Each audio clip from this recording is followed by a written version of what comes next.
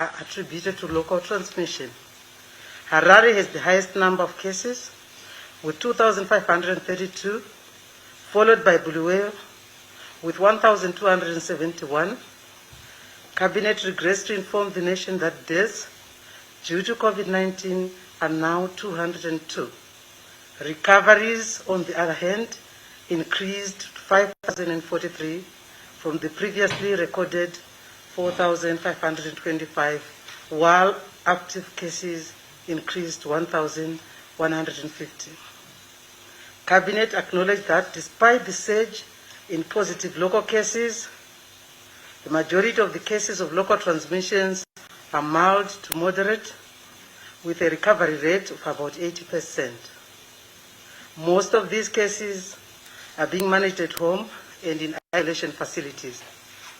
The national testing strategy, however, will continue to prioritize the testing of all healthcare workers and other frontline personnel. That's inclusive of public transport drivers. Government is finalizing on modalities for the reopening of airports to support the resumption of the tourism sector.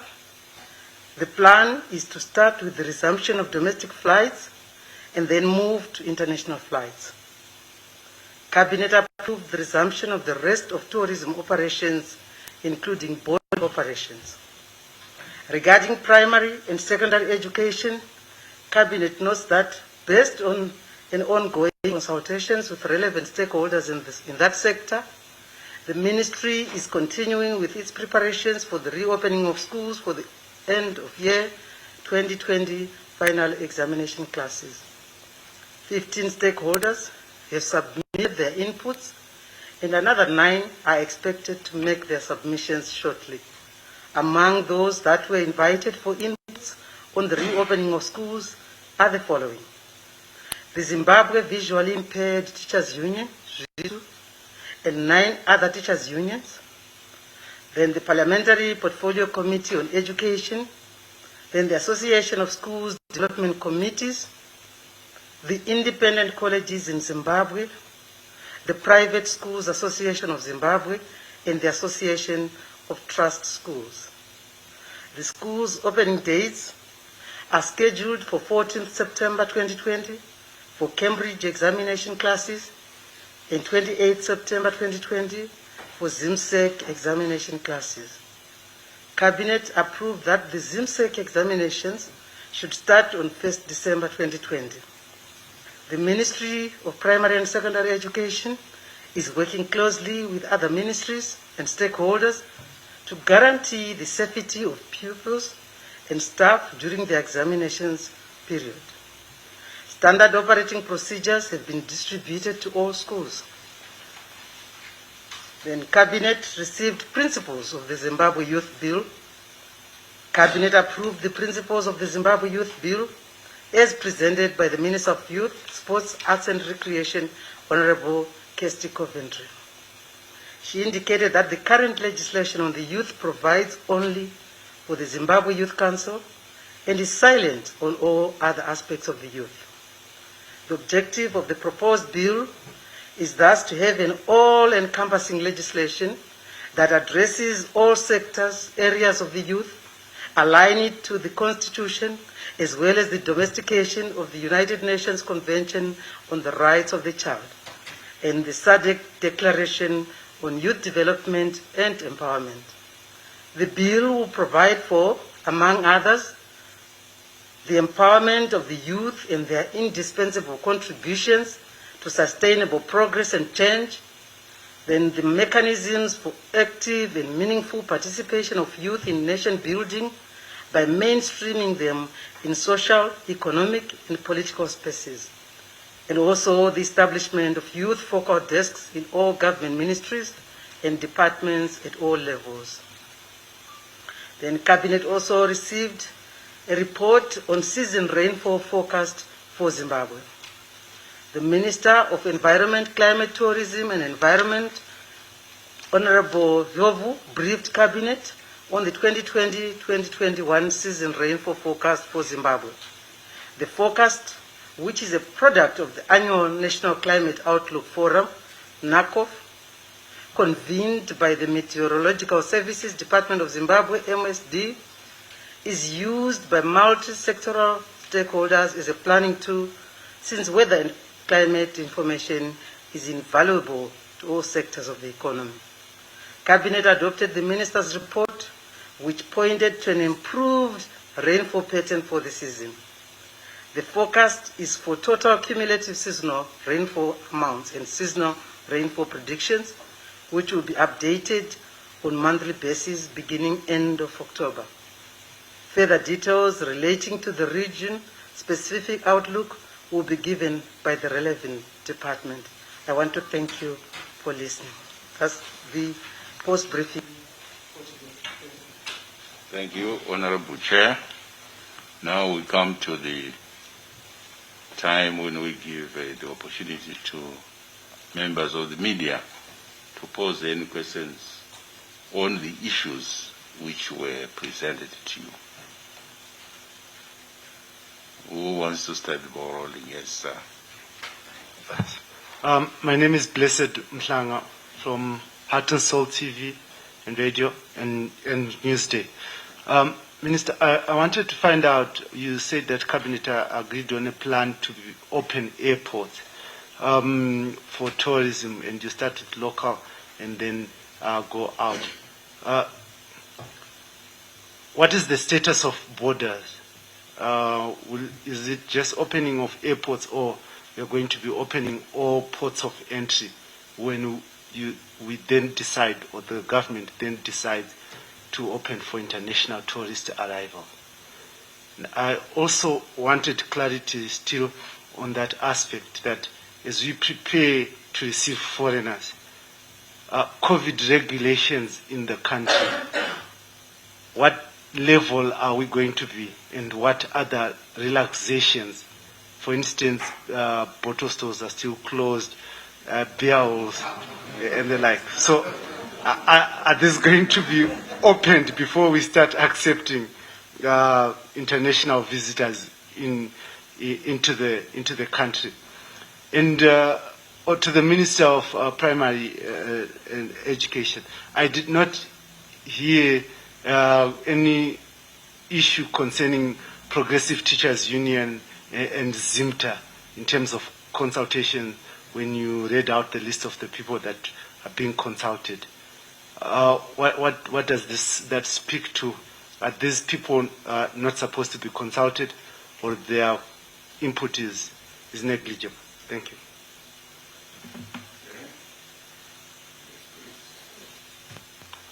Thank you. My name is Kudzema. I'm a freelance journalist. My question is going to be going to the chairperson on the ad hoc committee on COVID-19. Over the past week, we have noted a rise in the number of recoveries recorded. I would want to know what form of measure has been used to be determining these recoveries, because at the moment there's a shortage of test kits. Right now there are no retests that are being done. So what form of measure has been used for us to be saying we have such a number of recoveries? Thank you. Yes, please.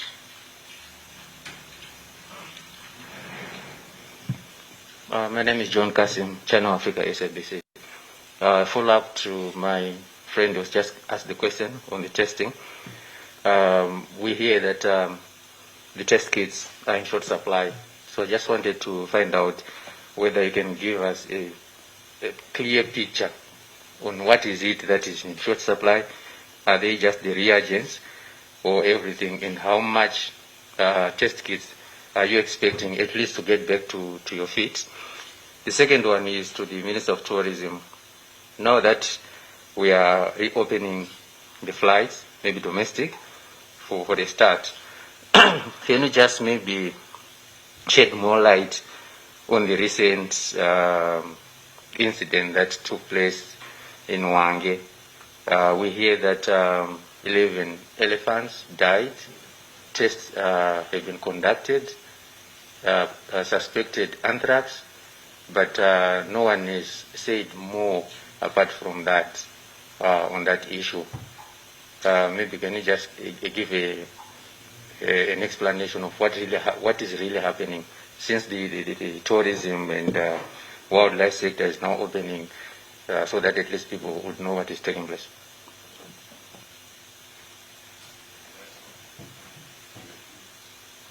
My name is Tafatso Mfururiwa. I'm freelance. My question goes to the Minister of Tourism. Minister, there are allegations of illegal miners in Chimanimani, a place where it was designated for tourism. You've now turned into a mining field. What's your take on that? What's your comment on that? Thank you. We come to the end of the first round. Honorable Minister.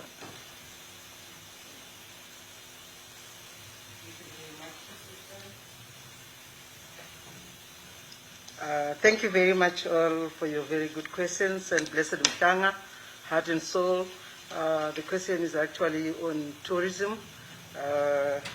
He wants to know, now that there is an agreed plan to open up tourism, especially opening up of the airports, what is that you are going to do to make sure that we prepare ourselves to receive tourists, and what are the relaxations, especially he talked about bottle stores not being open. So he would like to know what are the relaxations. And I'm handing over to you, Minister of Tourism, Honorable Jovu. Thank you so much, Honorable Minister, and thank you for the question. The gradual reopening of our borders will be a phased approach. We are currently looking closely at our state of preparedness in all our ports of entry, and we had an extensive report on the state of the Kazungula border itself. So initially we will be looking at Victoria Falls International Airport, but also considering that a number of flights go through Robert Mugabe International Airport and some through Joshua Nkomo International Airport. Those will also be readied, but we will not be opening all the ports of entry at the same time. It will be a phased approach. We also consider that the borders within the vicinity of Victoria Falls, which is Kazungula and Victoria Falls, will have to be opened, and we are currently looking at all the protocols there. It is a committee's determination on what else gets to be relaxed, which is then recommended to the head of state. It is a bit too early at this point to say what else will be relaxed. I think the chairman is there, but again, it's the task force recommends to the head of state. Thank you, Chair. Thank you very much, Honorable Minister Jovu, for that answer. I hope, Blessed Mhlanga, you are happy. And to your next question, again by Blessed Mhlanga, this time is directed at the Minister of Primary and Secondary Education, Honorable Matema. We did report to the fact that there were nine other teachers' unions who were consulted, and he feels, I don't know where he's getting his information, but Minister, you can clarify. He is asking about ZIMTA, whether they were also consulted. Minister?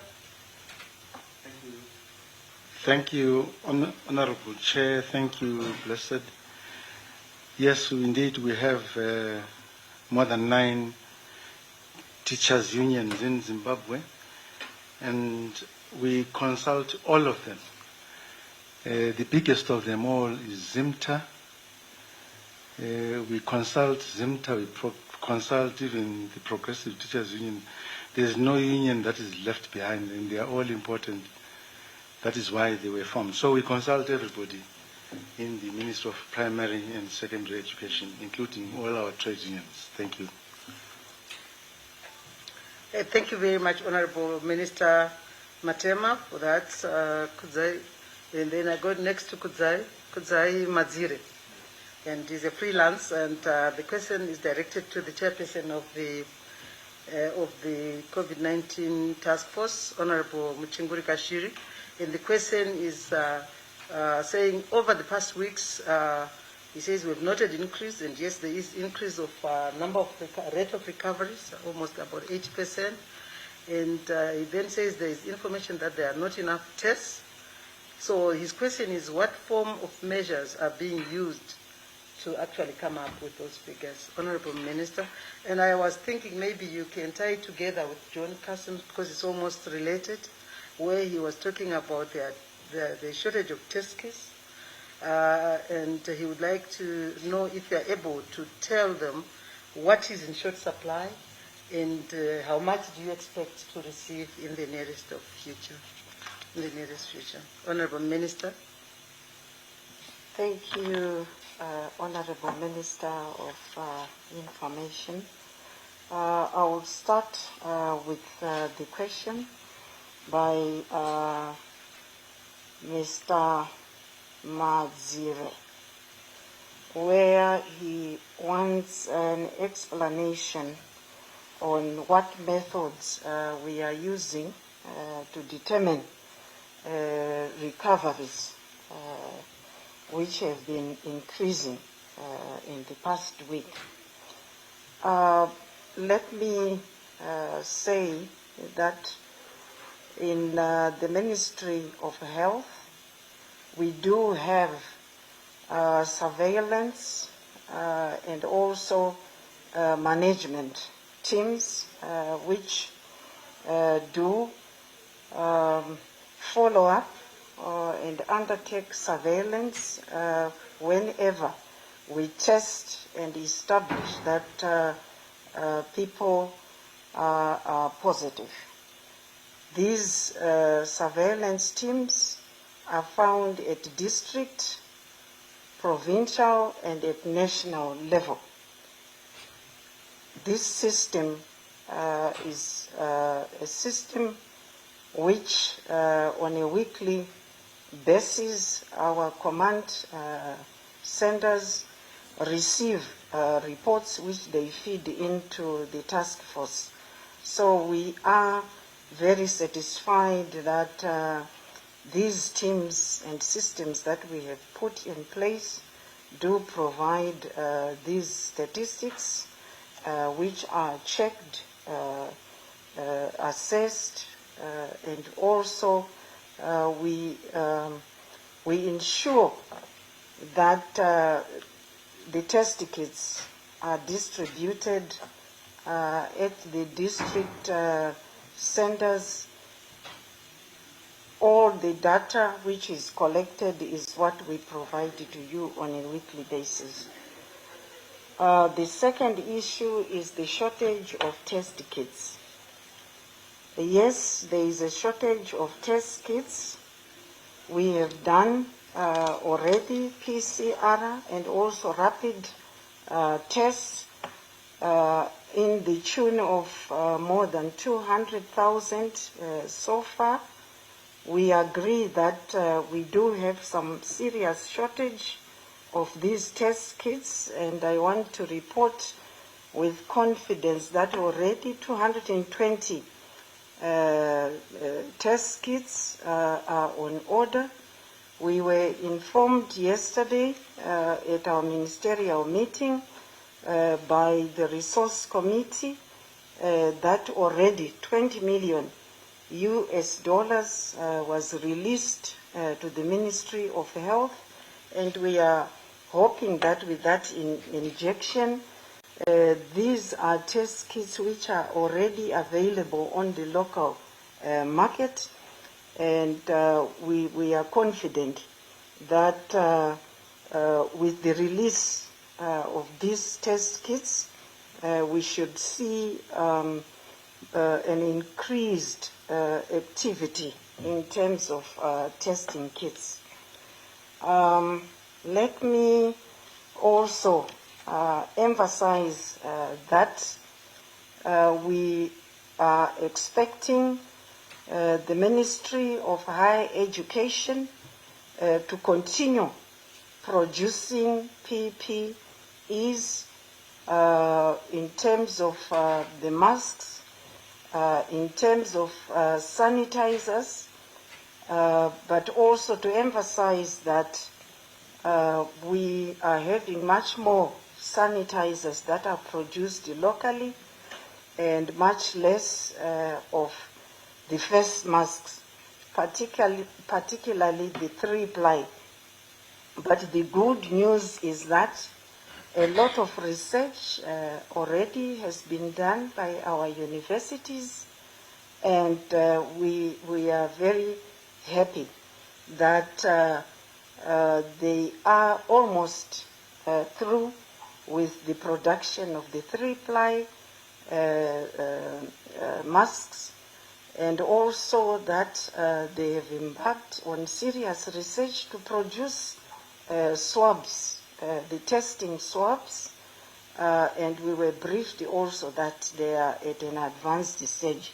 So the Ministry of Health is emphasizing on local production. That will also ensure that import substitution, which is now being prioritized, will see the day.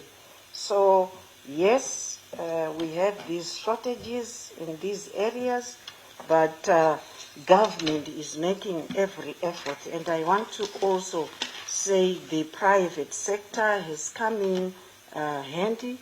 They are producing pharmaceuticals much needed. So in terms of these shortages, we are hoping that the efforts that are being made by the new Minister of Health are going to pay dividend in the shortest time. But let me go back because the first question which was asked, perhaps I had not quite adequately responded in terms of the justification of the results that we have shared with you, which are giving a positive result. We are, as I indicated, that because of the very effective surveillance system that we have put in place, and also the case management system that we have put in place, we are regularly being fed with all the happenings at district and provincial level, and we are satisfied that little the testing is taking place. We are happy that the PCR test kits, although they are minimal, but there is also new technology which has been introduced, which is now giving instant results within an hour. And coming out of that result, if someone is posted positive, we are now in a position to be able, with the data that we collect, we follow up, we undertake the surveillance, and we are very happy with the results that we are getting, which match the number of testing that we are undertaking. I thank you. Thank you very much, Honorable Chair of the Interministerial COVID-19 Task Force.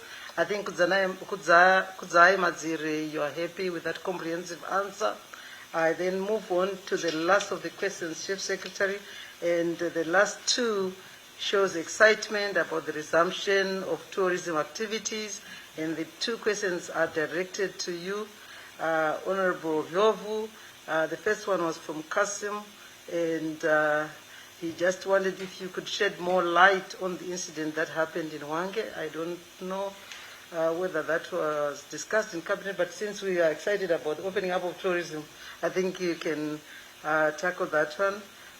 He says there was suspicion of anthrax, and he would like to know what is really happening in Hwange, Minister.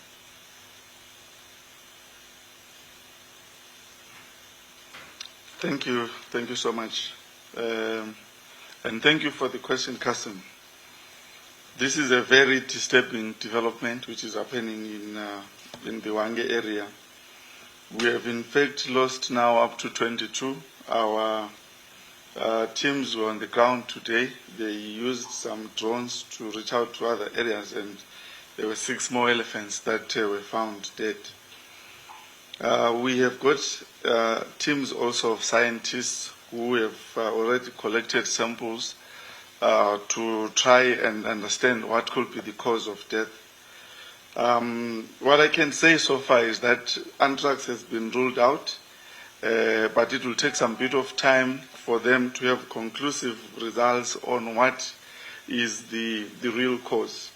We are working with some private specialists in the area, and we do have a private specialist laboratory in Victoria Falls, which we have been able to make use of, and we are expecting that we should be getting some preliminary results, I think as early as tomorrow. They were suspecting that it could be some bacterial plant, but they were cautiously giving me these results because they are still running numerous tests, and we hope that as we rope in also the tertiary institutions, our universities, we will have more robust testing systems so that we are able to urgently pinpoint the real cause of the death. So currently there are no conclusive results, but we are quite worried about the development which has taken place. Thank you, Chair. And last but not least, Honorable Minister Tafadzwa, who is a freelance. Tafadzwa, your last name? Mutsvangwa. Yes. The last person from Tafadzwa is actually speaking about the allegations of illegal miners in Mutsvangwa who are destroying that very beautiful place of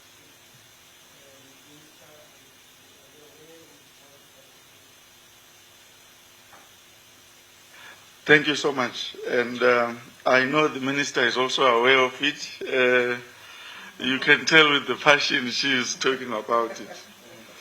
I'm happy you are raising it as illegal mining. And anything illegal is illegal. The law has to take its course. It's really disturbing. And you know, when there is illegal mining, the rate of environmental destruction that takes place there. It is also in a national park. And what we have since done is to put teams together with the police, law enforcement agencies, who as we speak are on the ground, and we hope they will be able to clear the illegal activities taking place there. But we are also putting resources together with EMA to make sure that we can support continued police presence in the area. We are in discussions with the police to make sure that we are able to protect that area for a sustained period of time. But the rate of destruction is quite bad. I'm told there is a mountain there. I haven't been to the place, but there is a mountain that has been dug almost right across. It's really unfortunate. Thank you for the question. Thank you, Honorable Jovu, for those answers. And we now turn back to you, Chief Secretary, for the second round. Thank you. Welcome to the second and final round. Who wants to start? Second back, yes. Thank you, Chief Sec. My name is Blessed Mhlanga. Chief Sec, there is concern over the manner in which journalists are being handled, especially if you manage to see a video where police were restricting journalists from interviewing lawyers who were coming from court. And we believe that media is partners for development. And Madam Chair, we want to know if it is government policy or that journalists should be dissuaded from doing their official duty. Thank you. Yes, right. Yes, Tafadzwa Mutsvangwa, once again to the Minister of tourism. Minister, it is believed that the syndicate are being led by rangers, the ones that are employed by parks. And it is believed that there is a lot of corruption activities happening on the ground. Are we going to see arrest in the coming weeks of those perpetrators or those leaders of the syndicate? Thank you.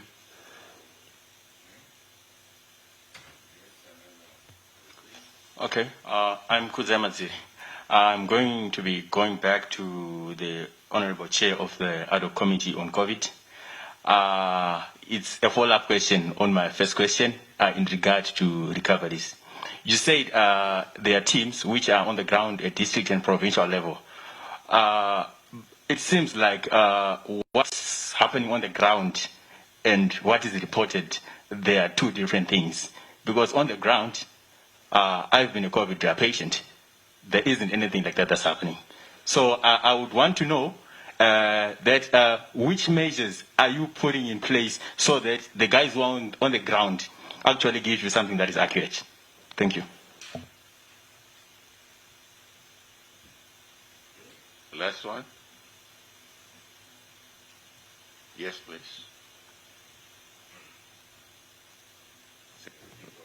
It's John Kasim again. My apologies for asking something that I know might not have been discussed in the cabinet, but I think maybe Minister Mutsvangwa can take advantage of this press briefing to clarify on the issue of the land. Is it government's decision now to take back or to give back land to the whites, or maybe reversing the land redistribution exercise? Is it on the issue of interpretation of the government statement, which is wrong, or it is really the issue that land is not going back to the whites? Can you clarify maybe for the benefit of the Zimbabweans? Okay, I revert to the chair. Thank you very much, Chief Secretary. Blessed Mhlan, heart and soul. These are issues which we are talking to you all the time, and I think as a ministry we are very close partners, and we are very concerned about the welfare of our journalists. And this is precisely even during this time of lockdown, we have worked hard to make sure that journalists are put there in the statutory instrument as essential, because you are essential. And information is power, and we need our people to be informed of what is happening on the ground. We are talking about COVID-19 preventative and precautionary measures. Those are the issues which you've been spreading, and you've been doing a very good job, because our people, yes, some may not wear their masks, but they are aware of COVID-19 because of the work which journalists have been doing out there. So we continue working as partners, and we consider you as partners. If there is any problem, if there is any particular issue, you are free to call our ministry. My door is open, my permanent secretary's door is open, so that we discuss if there are any particular issues. I am not aware, when you say, is it government's policy to stop journalists from reporting? Certainly not. Certainly not. And you know we've been working very closely together, and you know that, please.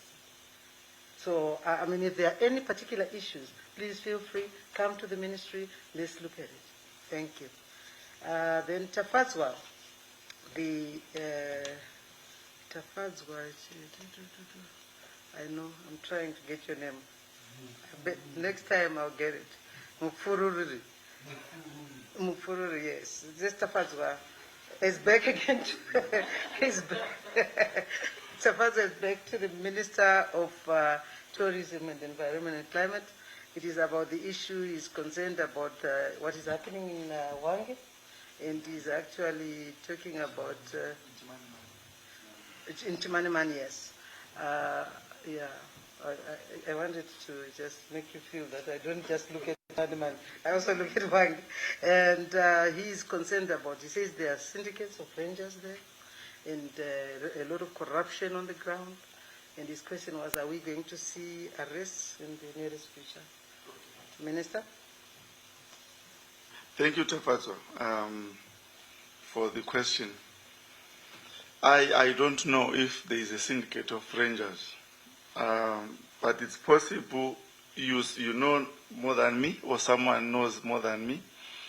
If we are ever going to deal with any corruption issues that are happening, we need to continuously encourage our citizenry to come up forward and report. I'm happy the police are there. I hope those who have more information about this will be at liberty to share that. Unfortunately, arrests cannot be made on the basis of it is believed. There has to be people who are willing to come forward and report this. But what I saw this in social media as well, but I have since asked national parks to make sure that the work that will be done there is done without any interference. So there will be temporary reshuffling of staff. They will be moved to other areas just to make sure that our investigations are carried on. But like I said, as long as it is illegal mining, those found to be there mining illegally will be apprehended. There are no two ways about it. Thank you. Thank you very much, Minister. I hope, Tafazo, you are happy. That was the last round. Unfortunately, you don't have another chance, unless you really have something a hot pursuit. But let me move on to the next question from Kudzai Madzire. And this was a follow-up question to you, Honorable Chair of the COVID-19 Task Force. He says, you said there is surveillance teams on the ground, and he is talking as one who has recovered from COVID-19, and he's saying there isn't any surveillance. Is this in the whole country? I know your experience is that you found no surveillance teams on the ground. And so he wants to know from you, what measures are you putting into place that at least you have those surveillance teams all over, as you say, district, provincial, so that you get accurate information about recoveries? That was the issue. Thank you, Mr. Madzire. Your question is very pertinent. Perhaps in my first response, I made reference only to district rapid teams which are into surveillance and also case management.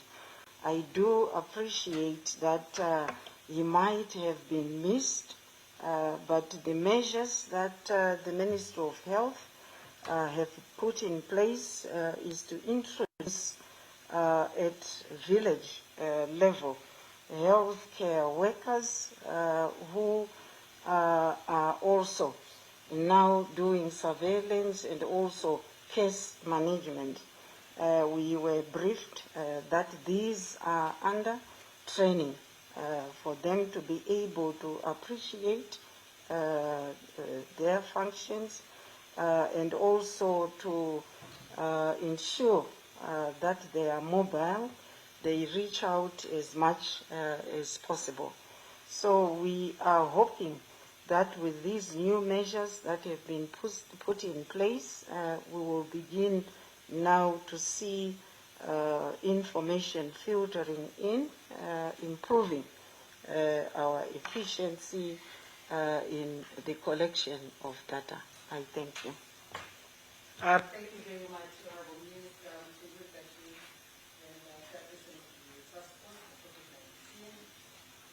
Let me just also speak to the question of casting for the point of clarity, which you asked about the issues of clarity on land. Is it government's decision to request land reform? That will never happen. There is no intention or whatever, or policy, or anything which will take the land reform came. Land reform came in. Sorry? Okay. Okay. I'm talking to the issues about the statement which was given, a joint statement which was given by the Minister of Lands, Agriculture, Water and Rural Settlement, together with the Minister of Finance and Economic Development in the wake of the conclusion of the 29th July 2020 of the global compensation deed between the government of Zimbabwe and the former farm workers. And I would like to say there's absolutely nothing which should be misinterpreted from this agreement. It's very clear. It's not a form of land reversal. Land reform came and it has gone. What Zimbabwe wants is now increased agricultural productivity. You know, that's what we want. So going forward, the government's highest priority in agriculture is to increase production and productivity through the collaborative efforts of all Zimbabweans. This includes skills transfer from former farm owners to the resettled farmers and the provision of an attractive land tenure system that will be supportive of increased levels of investment on our agricultural land. So in light of the foregoing, it has become necessary to continue to clarify the following issues. Under the tenure status of the land, which was compulsorily acquired for resettlement, but the former farm owners have continued farming operations, they have no tenure document. And I think this is what, when they speak about, they are Zimbabweans, when they speak about former farm owners on compulsorily acquired land, they should urgently regularize because they have no tenure. But they are Zimbabweans like every Zimbabwean. They will go the process through of applying, or if it's a letter or offer letter or a 99-year lease. So there is absolutely no returning of land. This agreement is talking to the compensation of developments which were done on those farms. And also just to talk on the entitlement to compensation for both land and improvements. Under that title, the only former farm owners who are being looked at are indigenous Zimbabweans. And I want that very clear. Indigenous Zimbabweans whose farms may have been taken, or citizens of countries which had ratified BIPAs, the Bilateral Investment Protection and Promotion Agreements. So this has got to be made very clear. The agreement is talking to compensation of improvements on the farms and not land. I hope I'm clear. I hope everybody understands that there is no land reversal in Zimbabwe. This compensation of improvements on the farms is in our constitution, which was endorsed in 2018. And all what government is doing is implementing what is in our constitution and not giving white former farmers land. I thank you.